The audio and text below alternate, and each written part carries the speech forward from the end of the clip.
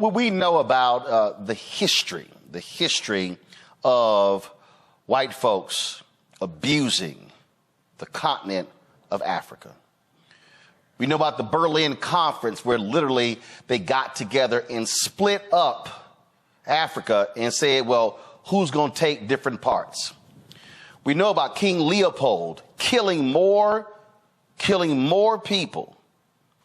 Let me be very clear, killing more people in the Congo than Hitler killed Jews in Europe. We can go on and on and on how the French, how the British, how the United States, all of these countries raped and pillaged the continent of Africa. Now we have the caucasity of Erik Prince, the founder of Blackwater, the largest private military company in the world. He actually said this in a recent interview. All this talk of illegal migration in Europe, in the United States, it ultimately comes down to a contest of what is governance. Who is governed? Which countries are governed well?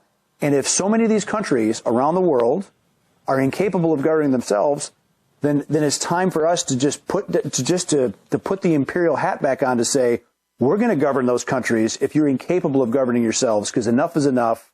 We're done being invaded. Because our own national security risk is at stake. Exactly. National security interests are at stake. You can say that about pretty much all of Africa. They're incapable of governing themselves and benefiting their citizens because the governments there are all about looting and pillaging and lining their pockets and going shopping in Paris instead of actually making their country better. People on the land. left are going to watch this. They're going to say, wait a minute, Erik Prince is talking about being a colonialist again. Absolutely. Yes. Enough. Because if you go to these countries and you see how they suffer under absolutely corrupt, made-up governments that are just criminal syndicates, the people of Africa, the people of Latin America, a lot of them deserve better. Now, some countries are really getting it together. Look at what El Salvador did. Bukele, murder capital of Latin America, he said, no more. Now El Salvador is safer than Prince William County. And he took just south of Washington, D.C. He put all the MS-13 guys in prison. Ecuador, about to do the same thing. New president there. The previous presidential candidate had been assassinated. But new guy gets elected. He announces he's contracted with the same building contractor that they built the prisons in El Salvador, going to build them in Ecuador. The prisoners there, the cartels revolt and try to take over the capital in Ecuador a couple weeks ago. So it's not all bad. There's some great governance. I like Argentina. God bless Milei. I mean, yes. So, but the countries that cannot fix themselves, particularly in Africa, the worst, it's time to think about other governance options because they are clearly not capable of self-government. The countries in Africa that cannot fix themselves. See, that's quite interesting that you would hear Erik Prince say those things because, and y'all do know that his sister is Betsy DeVos, who served as the education secretary under Donald Trump. This shows that she's an idiot and her brother's an idiot because they don't know anything about American history. In fact, I'm going to use one particular country y'all heard me just mention, the Congo. There's a book, great conversation. Go to the Black Table discussion with Dr. Greg Carr on the Black Star Network, and he had a phenomenal conversation with Stuart Reed. Stuart Reed is the author of this book. This book is called The Lumumba Plot, The Secret History of the CIA and a Cold War Assassination. Stuart Reed details in this book that Lumumba came to the United States and during one of his visits after he became prime minister. And in a particular meeting, President Dwight Eisenhower gave the order to assassinate Lumumba, to take him out. It is documented by some that this was the first time in American history where a president gave a direct order to take out a foreign leader. I don't believe that's the case, though. So here they are. They get their independence from Belgium. 2 months in, the CIA and others work to kill Lumumba. Here you murder, you align with his opponents, you kill him, the country goes into chaos, leads to Mobutu becoming a dictator. Let me say it again. We helped put a dictator in office, and that country is still trying to gain its footing since it got its independence. What would the Congo look like today had the United States not aligned with others to take out Patrice Lumumba in the Congo? Let's go on to some other countries. Folks in the control room, pull up a book called Overthrow. Folks, the author is Stephen Kinzer. And also I can pull up myself. Stephen Kinzer, longtime New York Times writer. He wrote a particular book that all of you need to read, and it's called Overthrow. The book details the 13 examples where the United States directly overthrew other governments. Oh, y'all don't hear me. Y'all don't hear me. 13 different times the United States actually overthrew other governments. Yeah.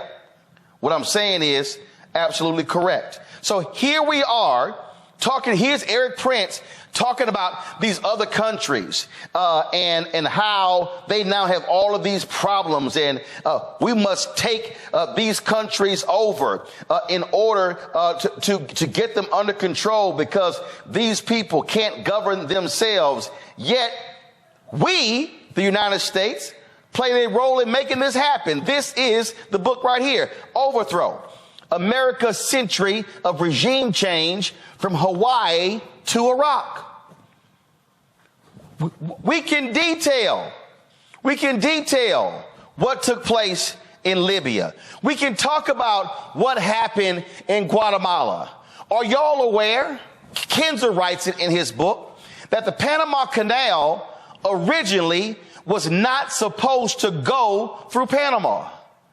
That was supposed to go through another country. But the United States told that country, oh, in order for you to finance the canal, you have got to use American banks.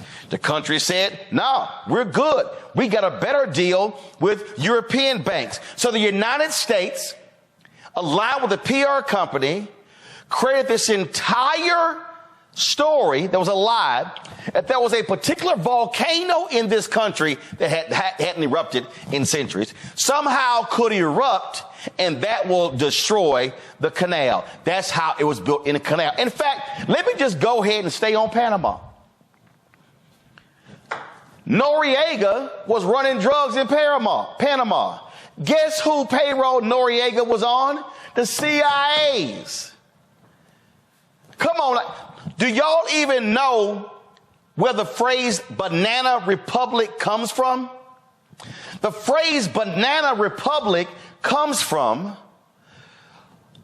United States and other countries overthrowing governments because the plantation owners control the land. They control the country. So the phrase a banana republic comes from, again, the overthrow of governments,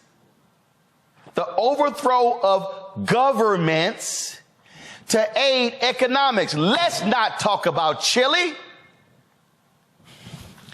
Kinzer details that ITT, one of the first global companies, called the CIA and said, hey, we'll pay for y'all to overthrow Chile. They said, hold up now, we ain't really down for that yet. So they told ITT thanks, but no thanks. They then came back a couple of years later when Allende became the president. Allende said, wait a minute. Why are we sitting here, all these other companies controlling telecommunications, controlling all of our economics? Allende says, we're going to nationalize this. America, oh hell no. Whoa, hold up. You talking about you going to nationalize all this stuff? That means these American companies not going to keep making all this money? No, hell no. Guess what we did? Call ITT. We overthrow Chile. Got rid of Allende. Put in Pinochet, who killed millions of folks. America did that. I'm sorry. Why were the Iranians so pissed off at us in 1979? The story that we've all been told, the Iranians, the Ayatollah, Khomeini, the crazy rabid Muslims, they took over the country, want to destroy our freedoms. See, you can't talk about 1979 and the hostage crisis if you skip over 1953, 26 years earlier. And now you might say, well, Roland, what happened 26 years earlier? Well, there was a democratically elected prime minister. His name was Mossadegh. Mossadegh said, I don't understand. How is all of this oil ours? And we only get like 5 to 7% of the money. Why is British Anglo-Iranian oil, now known as BP, how are they taking all the money? So Mossadegh said, no, we keeping our oil to rebuild our country. The British said, oh, hell no, you not. Because y'all got to understand, the British economy had been taken. All of that Iranian oil was paying for the British economy. They said, no, you not. Oh, no, you not. But see, the British, y'all, the British wasn't trying to go as far as overthrowing the government in Iran. The United States went, we'll do it. We got y'all. So the United States began to distribute flyers in the country, pushing out misinformation in Iran against Mossadegh. Took out Mossadegh, put in a general. The general wouldn't do what America said. We then took the general out, and we then said, here's the Shah. So we put in the Shah of Iran. Put the Shah of Iran in. Then we, our CIA, trained the Shah's thugs. So the Shah's thugs that were beating down on people all across the country, put them in place. Now do the math. If you were 18 years old in 1953, by the way, Iran loved America. Iran loved America. After this, Iran hated America. So you 18 years old in 1953. You 10 years old in 1953. Well, 26 years later, you 36. You 44. So the uprising in 79 can be traced back to 1953. Chavez, when he became president of Venezuela, oh, hell no. Don't you dare nationalize the oil company called Citgo. You ain't doing that. Don't you do that. Y'all, we could run through a list of South American countries. I ain't even mentioned us wanting to take over Cuba. We can run through South American countries, Latin American countries. We can run through African countries. We can go through the Middle East, and we will show. Y'all heard in the thing, he said, America's national interests.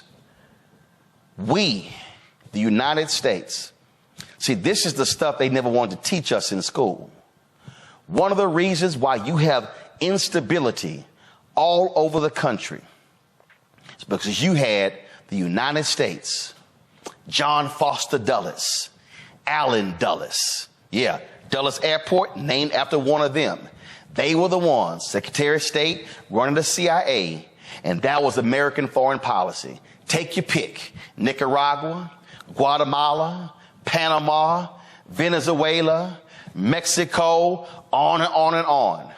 So all of the countries that Erik Prince is now saying they can't run their country, it's because we, along with the French and the British, destabilized those countries, destabilized the leadership by taking the leadership out, paid for overthrows and coups in those countries, and now we trying to say, I don't know how y'all don't know how to act. I don't know how y'all don't know how to run your own country, when we the ones who actually created the very destabilization that we're talking about today. And last point, we then took the resources, or we put the clamps on the countries by using economics. Any of y'all read that book, The Diary of an Economic Hitman? How we sat here and saddled many of these countries after they got their freedom with enormous amounts of debt, took over their ports, took control of their treasury and their banks, and now saddle them with massive debt they can't never repay. Country gets mad, inflation high, food prices high, gas prices high, wages low, creates dissension in the country, and now the people in the country are constantly fighting because of the economics, and we are the ones who actually made it happen. In this very short time, I've laid out to you what American foreign policy was for most of the 20th century. And here you have this thug, Erik Prince, who wants to blame the very people for their problems when he does not want to hold accountability for the real culprits of the instability. And that has been the West. Michael Imhotep. You're on mute. There you go. There you go. You're on. Y'all go ahead. Okay. Yeah, you laid out an extensive history dealing with the U.S. and other foreign powers being involved in overthrowing governments of African nations, Latin American nations. Guatemala comes to mind, 1954. CIA overthrew the democratically elected president to protect the interests of the United Fruit Company. And they were afraid that the fruit company would lose land. You talked about the Congo, Patrice Lumumba, CIA 1961. We can look at Libya as well, when you have the U.S., France, and Great Britain, when President Barack Obama was in office. You had Muammar Gaddafi assassinated, and then it caused instability, even though there were problems in Libya, but it got much worse. There were some good things in Libya as well. It got much worse after he was assassinated. You talked about the Berlin Conference, 1884, 1885, and the country that probably got the most from the Berlin Conference was Great Britain. And a lot of this history came out when Queen Elizabeth II died. And it was talked about how much land and how much wealth Great Britain got because of the Berlin Conference. So what we're looking at is a history of colonialism, instability. We can look at the conquering by Spain of various countries, whether it's Cuba, whether it's Puerto Rico, whether it's Argentina, et cetera, and then the continuation of this colonization. So Erik Prince is operating in the tradition of a long line of colonizers, going back to Christopher Columbus, okay, who colonized Hispaniola, where Haiti is, who colonized Puerto Rico and Honduras and Panama, Jamaica. A lot of these places where we like to go on vacations were conquered by Spain, and African slaves were taken in, and plantations are set up, and European nations are enriched off the back of African people and Latinos, et cetera. So, you know, there should be more done to expose what he's talking about. And I guarantee you, if Trump gets in office, we want to make sure this doesn't happen if Biden's reelected, number one. But two, if Trump gets in office, I guarantee you Trump is going to try to execute what Erik Prince is talking about. Go to my iPad here. You see, it was called, Kelly, the Scramble for Africa. Yes. And it's where the European Conference, again, the Berlin Conference, 1884 to 1885, where they literally split up the countries. In fact, people don't even realize Nigeria was never a country. They literally created Nigeria. I'm going to pull up in a second that particular history as well. Before I go to Kelly, I did an interview with General Colin Powell, the late General Colin Powell. And I specifically asked him the question that speaks to this very issue. Play it. That's what's happening in the Middle East, because I'm talking about leadership. We weren't alive when this country was founded, and there's difficult struggles. And it's bothering me that Americans don't understand that this is what happens in new democracies, where you have this struggle, this fight for leadership. And so your assessment of what's happening right now, I mean, isn't that really what's going on? They're trying to they'll find their way. What's happening right now in the Middle East, and it's sort of reflective of our own democracy. It wasn't easy. You don't just pick up a book and learn how to do democracy. You have to practice it. You have to exercise it. And so when some of these autocratic leaders left in Egypt and Tunisia, Libya, and places like that, there's no democracy just ready to spring up. You got to grow it. And you grow it by people believing in their country, by people respecting the new leadership, by different sections of the country coming together and not fight over the spoils. And above all, by creating institutions of democracy, how to vote, law, corporate law so you can protect the economy, civil rights that are protected, a free press, the end of corruption. Those are the seeds of democracy. So don't be shocked that we're having this kind of difficulty in the Arab Spring countries, because they have to learn how to be Democrats and small d. They have to learn how to govern themselves. And America has an important role to play in helping them learn. We can't do it for them. They don't want us to do it for them. But they want us to help. Just kind of let us figure it out. You be there to help us when we need your help. Kelly? Powell. And he's absolutely right. But also going back specifically to Erik Prince's comments, which alluded to the notion, the incorrect notion that America is perfect, that if only America would step in and take over and, you know, do what we do, everything will be okay. And I come back to this question: what are you trying to mimic over there? Because we are by no means perfect. In fact, the things that we have put onto other countries to do, being democracy, being voting rights, being civil rights, being human rights, we barely have that at home now. So how exactly are you to teach someone else when you don't even know how to apply it to your own governments here correctly anyway? And I'm not saying that we are as bad as, you know, other countries that are in the baby stages of building their own democracies. But look around us right now as we are preparing for an election. Our voting rights have been gutted. We have virtually, or we are very close to virtually having no human rights as women in regards to controlling our own bodies. The list goes on. So it's not just the absurdity of the notion of America should just step in and recolonize. It's the hypocrisy that America is good enough to do that anyway. Is simple. Erik Prince wants to plunder and control these countries the same way previous white colonists did.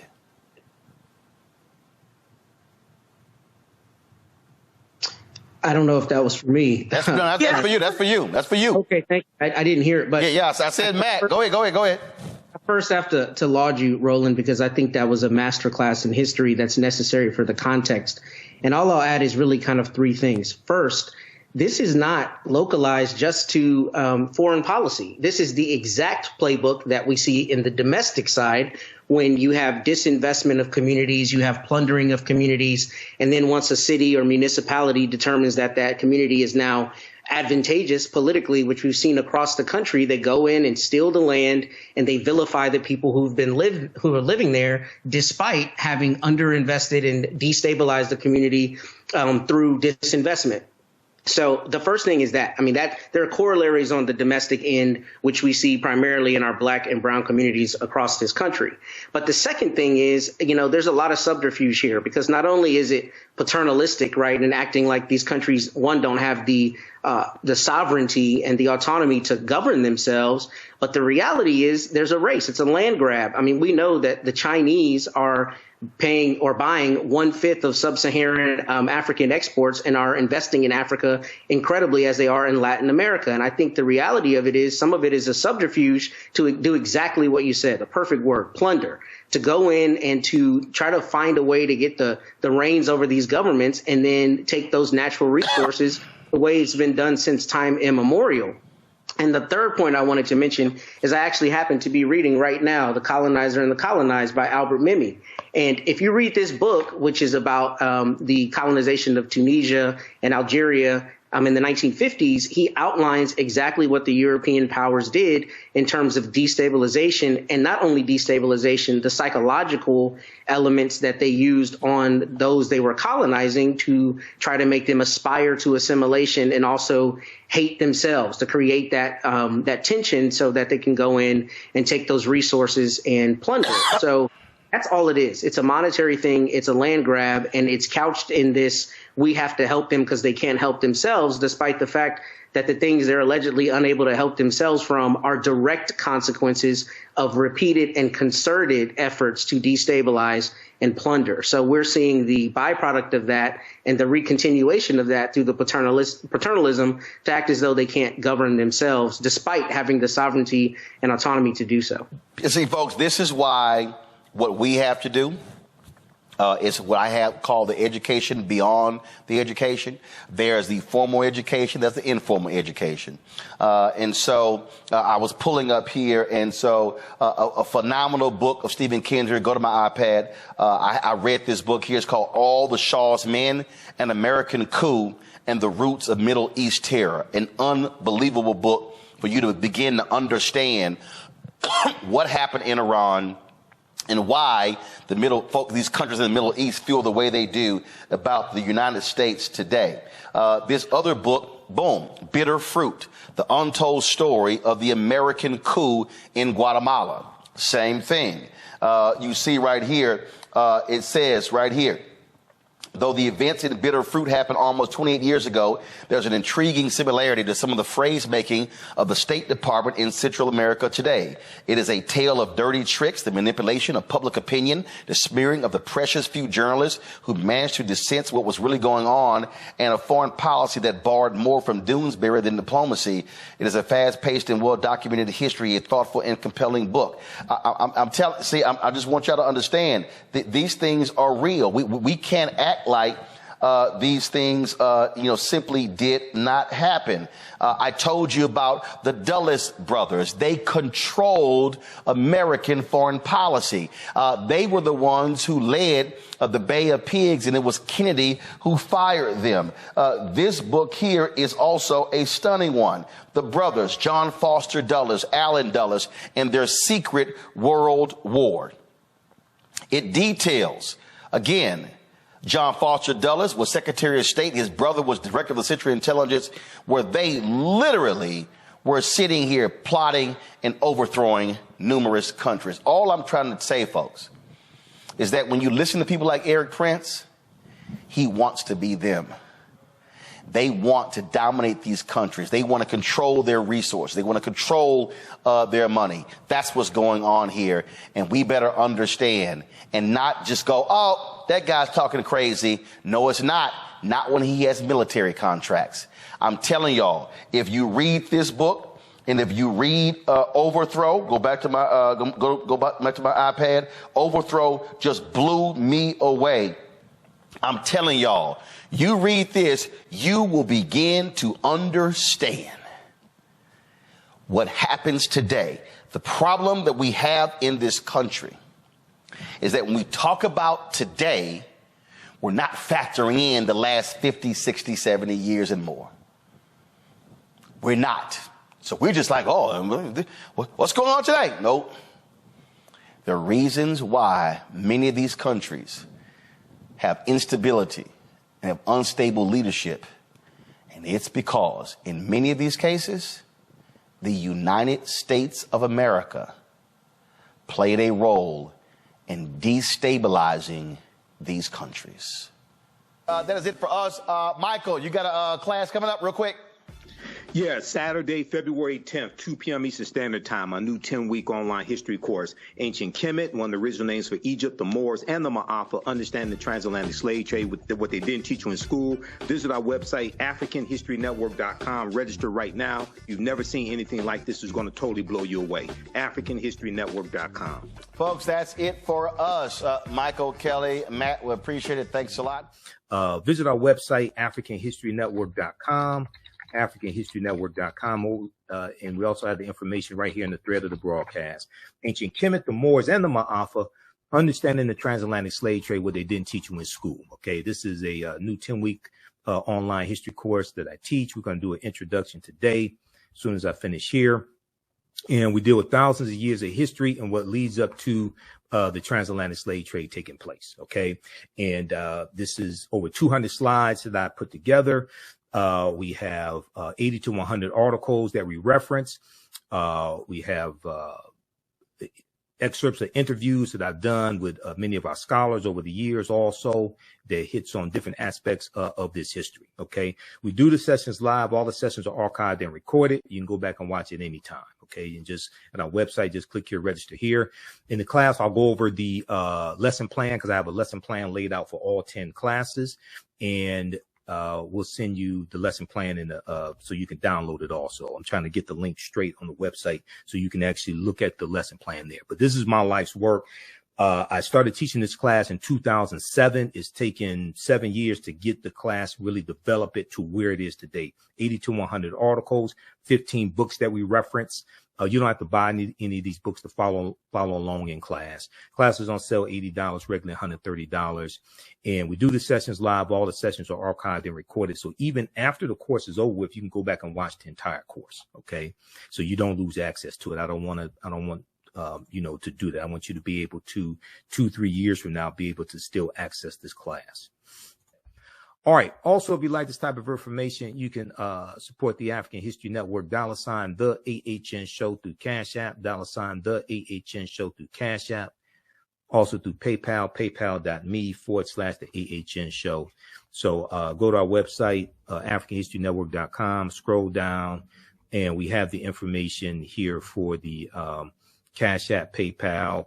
When you click on that, this is our official Cash App account, $ the AHN show. SHOW. When you go to it, it says Michael. These other ones are fake African History Network Cash App accounts. I'm still trying to get shut down because people have been stealing money from us. Okay. These are not ours. They're using our logo, all that stuff. I put the link here. You click on the link and it has our QR code here as well. Okay. All right. So look, I have to get out of here. We have the link for the class here in the thread of the broadcast. Also, register for the full class. That helps us keep doing the research, stay on the air, keep broadcasting. If you want me to do a presentation for your group or organization, please email me through the website or email me at ahnshow@theafricanhistorynetwork.com, ahnshow@theafricanhistorynetwork.com. And we can set that up either in person or virtually if you want me to do a presentation for your group or organization. Listen to the African History Network show Sundays, 9 p.m. to 11 p.m. Eastern Standard Time.